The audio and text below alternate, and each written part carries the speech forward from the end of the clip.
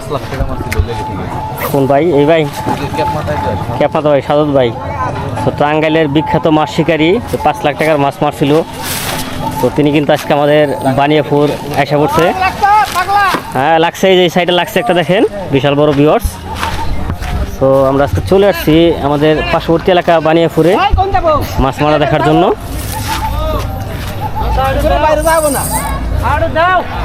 দেখা যাক মাছটার সাইজটা কেমন হয়। ভাইয়া কিন্তু মাছটা আটকে এবারে অনেকটা দেখা যাচ্ছে হ্যাপি মুভমেন্ট আছে।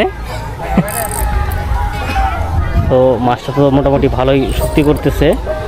তো দেখা যাক মাছটার সাইজটা কীরকম হয়ে থাকে।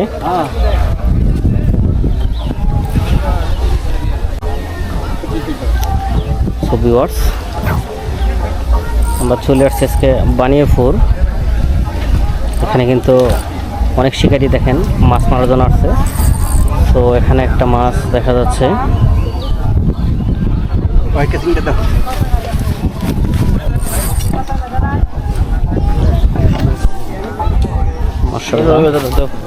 মানে মোটামুটি মাছের আকৃতিটা কিন্তু বিশাল বড় দেখা যাচ্ছে। দেখা যাক কি মাছ।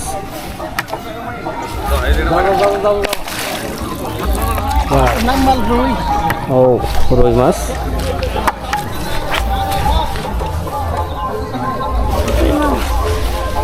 এখানে মোটামুটি 1 কেজির উপর হবে এই মাছটা, কিন্তু 1 কেজির উপর হবে। তো ভাই আপনি কোন জায়গা থেকে আসছেন মাছ মারার জন্য? মালিক পক্ষের। যাক ভাইয়া মালিক পক্ষের। মাছের সাইজটা দেখেন মাশাআল্লাহ, মোটামুটি 1 কেজির উপর আছে।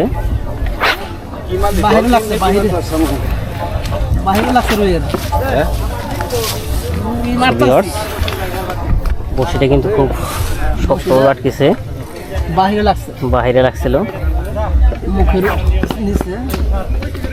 দেখেন এখানে একটা কিছু দেখেন, এই সুইটা গেছে। ভাইয়া অনেকটা আগ্রহ নিয়ে বলছিল ভিডিও করেন, কিন্তু দুঃখের বিষয় মাছটা ছুটে গেল। তো ভাই মন খারাপ করেন না, ইনশাল্লাহ সফলতা একদিন আসবেই। ভিউয়ার্স মাছটাকে দেখেন, মোটামুটি সাইজটা দেখেন মাশাআল্লাহ।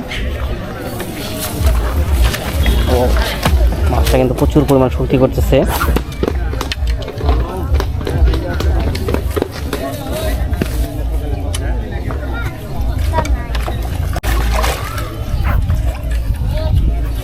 মাছটা নেটের মধ্যে রাখা হলো।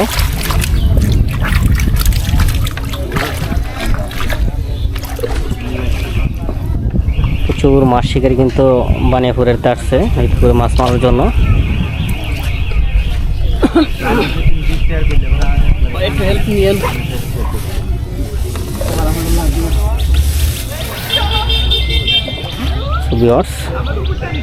ভিডিওটা যদি ভালো লাগে থাকে অবশ্যই ভিডিওটা শেয়ার দিয়ে সবাইকে দেখার সুযোগ করে দেবেন।